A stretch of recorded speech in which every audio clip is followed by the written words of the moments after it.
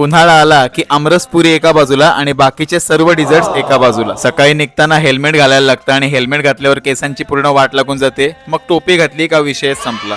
आज एवढी भयंकर हीट मारत होती की बोलायलाच नको. विचित्र गरम होते आजकाल.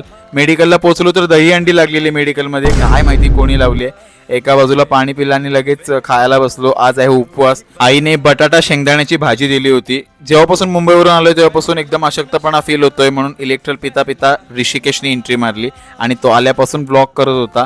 एका बाजूला पाणी आलं आणि जीवात जीवाला, कारण बरेच दिवस पाणी नाही आमच्याकडे, आणि राहिलेली भाजी पण खाऊन घेतली फेकायला नको म्हणून. मेडिसिन लावता लावता एका नेपाळी माणसाने एंट्री मारली आणि त्यांच्या इकडच्या नोटी मला दाखवत होता.